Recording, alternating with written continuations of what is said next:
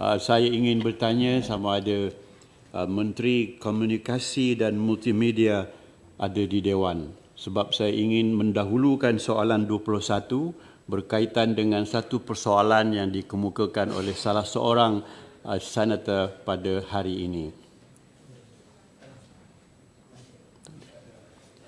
Jika tidak ada, saya tidak memanggil nombor 21 untuk dijawab. Namun perlu dirakamkan bahawa ada isu berkaitan dengan Yang Berhormat Menteri berkenaan yang telah dikemukakan oleh salah seorang daripada senator Yang Berhormat kita di sini. Justru kita menyampaikan pandangan supaya Yang Berhormat Timbalan Menteri Komunikasi dan Multimedia bersedia untuk datang ke Dewan menerangkan kedudukan isu yang sekarang sudah pun ditularkan. Kemarin Kabinet telah mengambil pandangan tertentu, justru Parlimen khasnya Dewan Negara juga perlu mendapatkan pandangan serta nasihat daripada ahli-ahli yang berhormat di samping menyatakan kedudukan sebenar kepada pihak yang berkenaan. Tan Sri Yang di-Pertua. Yes. Tahniah kepada Tan Sri Yang di-Pertua kerana ini dah pertama kali saya nampak soalan sampai ke 20. Dalam 2 tahun yang lepas, tidak sampai pun ke soalan 10 pun. Kita ucapkan tahniah kepada Tan Sri Yang di-Pertua.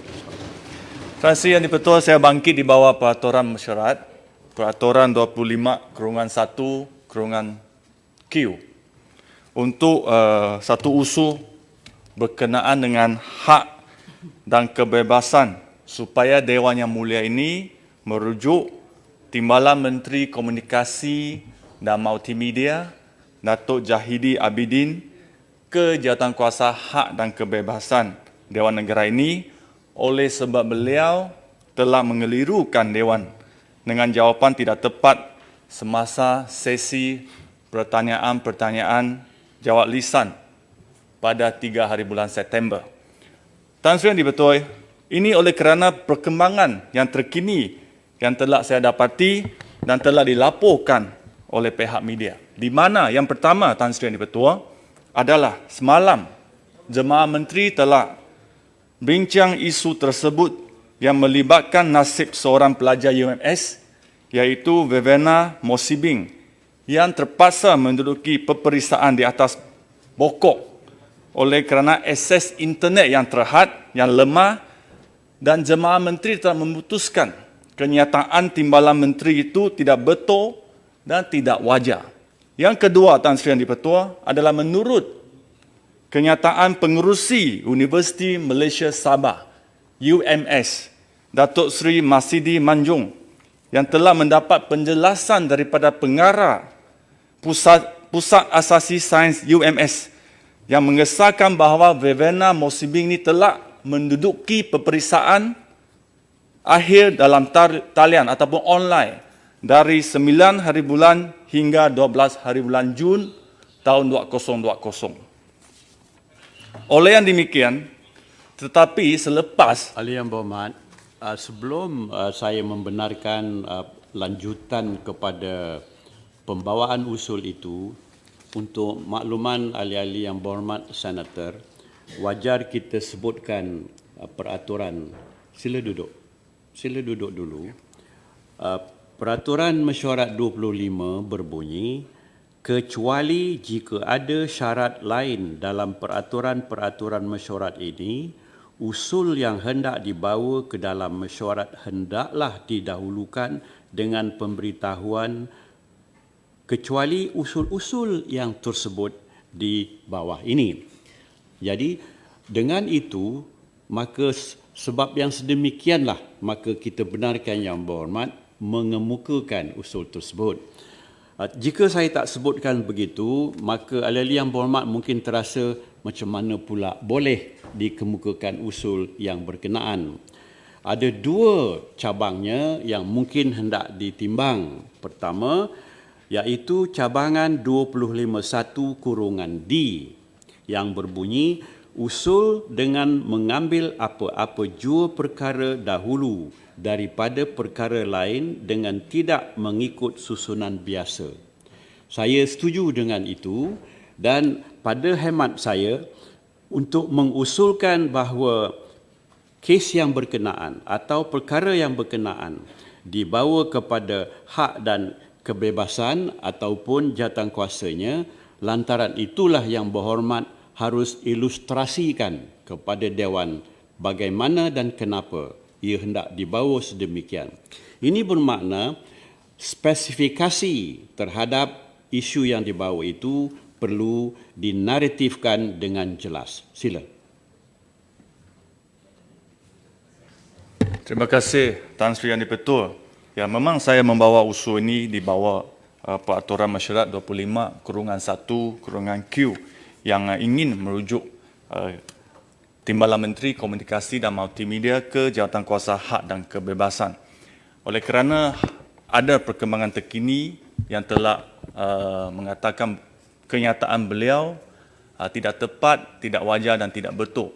Dan sememangnya untuk latar belakang, saya telah mengemukakan usul sebelum ini, iaitu pada 7 hari bulan September di bawah Peraturan 26. Tetapi oleh kerana usul tersebut harus mematuhi kehendak 14 hari dan ada dengan izin urgensi Yang Dipertua Silakan. hal ini, maka saya harap merayu supaya Dewan Yang Mulia ini meluluskan usul ini oleh sebab walaupun menteri tersebut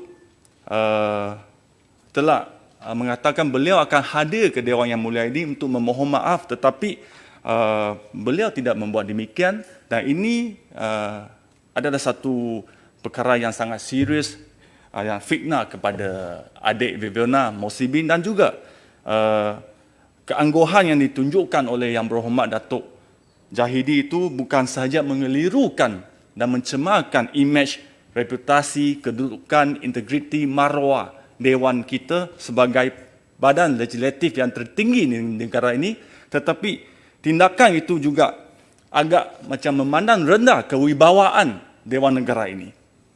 So, oleh itu, Tan Sri Yang Dipertua, saya merayu dan harap beliau dapat memberi penghormatan dan pengiktirafan kepada Dewan Negara ini dan dirujuk ke Jawatankuasa Hak dan Kebebasan untuk disiasat secara menyeluruh kerana maruah kita, integriti Dewan Negara tidak dapat dikompromikan.